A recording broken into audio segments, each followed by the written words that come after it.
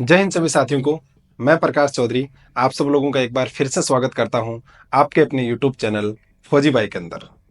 साथियों, हम इस चैनल पर आपके लिए पैरामिलिट्री फोर्स फोर्स और सारी जो भी स्टेट पुलिस वगैरह है, इन सब के वीडियोस लेके आते रहते हैं, इन सब की जानकारी लेके आते रहते हैं, ताकि आप सब लोग फोर्स पैरामिलिट्री फोर्स के बारे में ज़्यादा से ज़्यादा जानकारी अपने पास रख सको। साथियों, अगर आपको हमारा प्रयास अच्छा लगता है, हमारे वीडियो अच्छे लगते हैं, तो आप चैनल को सब्सक्राइब करें और वीडियो को लाइक करें अगर अच्छे लगे तो। चलिए शुरुआत करते हैं साथियों। आज मैं आप सब लोगों को एक ऐसे बल से मिलाने जा रहा हूं जो पैरामिलिट्री फोर्स का सबसे पुराना बल कहा जाता है, जिसे पूर्वोत्तर का रक्षक भी कहा जाता है। चलिए ज़्यादा इंतज़ार नहीं कराता हूं आप सब लोगों को, और आज का जो वीडियो है इसके बारे में मैं आप सब लोगों को बताऊंगा असम राइफल के बारे में। साथियों, जो नाम आज असम राइफल का है, वो शुरुआत के अंदर वो नाम नहीं था। एक छोटे से बल से असम राइफल बनने तक की कहानी बहुत लंबी है। ज़्यादा डिटेल्स में आप सब लोगों को नहीं बताऊंगा क्योंकि वीडियो काफ़ी लंबा हो जाएगा, लेकिन आपको ज़्यादा शॉर्ट भी नहीं बताऊंगा ताकि आपकी जानकारी अधूरी ना रह जाए। साथियों, शुरुआत करते हैं। बात उस समय की है सन 1835 की। सन 1835 के अंदर कच्छार नेवी के नाम से इस बल का गठन हुआ था।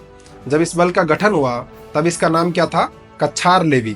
इस बल का गठन हुआ 1835 में। सीधी सी बात है कि अंग्रेजों के समय इस बल का गठन हुआ था। शुरुआत में जो ये बल गठित हुआ था, तो इस बल का मकसद कोई देश की सुरक्षा करना नहीं था।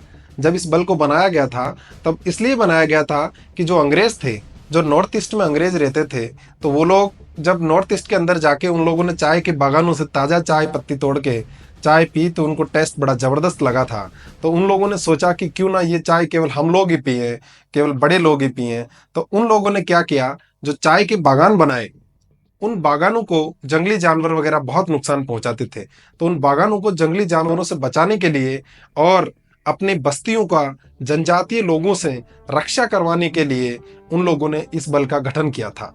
तो कछार नेवी के नाम से इसका गठन हुआ था। कब हुआ था? 1835 में। लेकिन समय के साथ साथ इसकी जिम्मेदारियां बदलती गई, इसके कार्य क्षेत्र बदलते गए, इसके जो सेनानी थे, इसके जो बल सदस्य थे, उनका आक्रोश, उनकी कला उस समय के साथ बढ़ती गई। तो धीरे धीरे करते करते जो आज इसका नाम है असम राइफल, वो इसका नाम जाके दिया गया था सन 1917 के अंदर। कब दिया गया था? सन 1917 के अंदर असम राइफल को वर्तमान जो नाम असम राइफल है वो नाम मिला था। और उस नाम के बाद आज कंटिन्यू ये जो बल है वो असम राइफल के नाम से जाना जाता है। देखिए, ये जो बल है वो आता मिनिस्ट्री ऑफ होम अफेयर्स के अंदर है। जैसे बाकी पैरामिलिट्री फोर्स के जो बल है वो मिनिस्ट्री ऑफ होम अफेयर्स के अंदर में आते हैं, उसी तरह ये भी मिनिस्ट्री ऑफ होम अफेयर्स के अंदर आता है। लेकिन इसकी कार्यशैली बाकी सभी बल से अलग होके आर्मी के साथ मिलती है। आर्मी के साथ इसकी कार्यशैली क्यों मिलती है? क्यों इसका ड्रेस कोड आर्मी के साथ मिलता है? क्यों इसकी कार्यशैली मिलती है? क्यों इसका कार्य क्षेत्र मिलता है आर्मी के साथ? इसका एक विशेष रीजन है साथियों। बाकी सभी फोर्स के अंदर जो पैरामिलिट्री फोर्स का जो डीजी होता है, डायरेक्टर जनरल, मतलब चाहे सीआईएसएफ हो, सीआरपीएफ हो, बीएसएफ हो, उनका जो डीजी होता है वो एक आईपीएस ऑफिसर होता है। लेकिन जो असम राइफल का जो डीजी होता है वो आर्मी का लेफ्टिनेंट जनरल होता है। आज आपको ये नई जानकारी मालूम चली होगी कि जो असम राइफल का जो डीजी होता है वो आईपीएस ना होके एक आर्मी का लेफ्टिनेंट जनरल जो होता है वो इसके अंदर डीजी का कार्यभार देखता है। और ये जो अपने युद्ध अभ्यास करती है, चाहे ड्यूटी करती है, चाहे ट्रेनिंग करती है, वो आर्मी के साथ एक अच्छा कॉम्बिनेशन करके आर्मी के साथ ये अपनी सारी ड्यूटीज करती है। तो आप देखोगे कि जो इसका ड्रेस कोड आप सब लोगों को दिखाई दे रहा होगा वो भी आर्मी से काफ़ी मिलता जुलता है। इसकी रैंक स्ट्रक्चर वो भी काफ़ी ज़्यादा आर्मी से मिलती जुलती है। चलिए अब बात करते हैं हम इसके कार्य क्षेत्र की। तो ये जो बल है इसे उत्तर पूर्व का प्रहरी कहा जाता है। उत्तर पूर्व का प्रहरी किस लिए कहा जाता है कि ये जो इस बल की जो ज़्यादा सेवाएं हैं वो नॉर्थ ईस्ट के अंदर है। नॉर्थ ईस्ट मतलब आप लोग समझते हैं जो 7 सिस्टर हमारे हैं, 7 सिस्टर स्टेट है, जैसे कि असम, मणिपुर, मेघालय, ये जो 4, 5, 7 स्टेट है, इन सातों स्टेटों को 7 सिस्टर के नाम से जाना जाता है।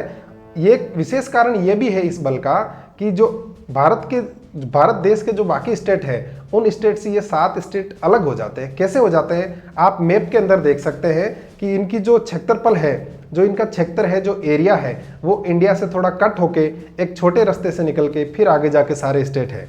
तो जो इंडिया की मेन रेखा है उससे इन सबको तोड़ देता है। लेकिन ये जो असम राइफल बल है वो क्या करता है साथियों, असम के लोगों को, नॉर्थ ईस्ट के लोगों को इस देश की मुख्य धारा से जोड़े रखने का कार्य भी करता है। ये बल जो है वो क्या है कि चीन, म्यांमार और बांग्लादेश इन सब की बॉर्डर के ऊपर अपनी सेवाएं देता है।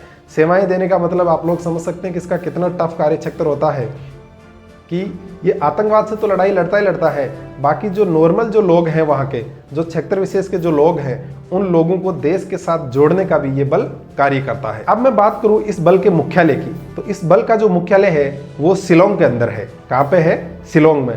अब ये भी जो बात है वो इस बल को बाकी पैरामिलिट्री फोर्स से अलग करती है। किस प्रकार से कि बाकी जितनी भी पैरामिलिट्री फोर्स है उन सब का मुख्यालय कहाँ पे है?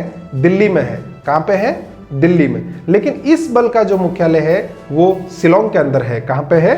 शिलोंग, मेघालय के अंदर इस बल का बल मुख्यालय है। आज वर्तमान के अंदर इस बल की टोटल लगभग 46 बटालियन कार्य कर रही है। कितनी बटालियन? 46 बटालियन, अलग अलग बटालियन है इसकी, जो आज 46 बटालियन वर्तमान में असम राइफल की कार्यरत है। अब बात करते हैं इस बल की कुल संख्या की कि इस बल में टोटल जो बल सदस्य है वो कितने हैं। आज लगभग 65,000 के लगभग असम राइफल के बल सदस्य हैं। तो उतना बड़ा बल नहीं है जितना सीआरपीएफ, सीआईएसएफ, बीएसएफ है, लेकिन 65,000 की संख्या रखने वाला ये बल सबसे पुराना बल जरूर है। अब बात करते हैं इसके वर्तमान में डीजी कौन है। वर्तमान में जो इस बल के डीजी हैं, लेफ्टिनेंट जनरल विकास लखेरा। कौन है? विकास लखेरा। जो वर्तमान में इसके डायरेक्टर जनरल का कर्तव्य निभा रहे हैं वो लेफ्टिनेंट जनरल विकास लखेरा है।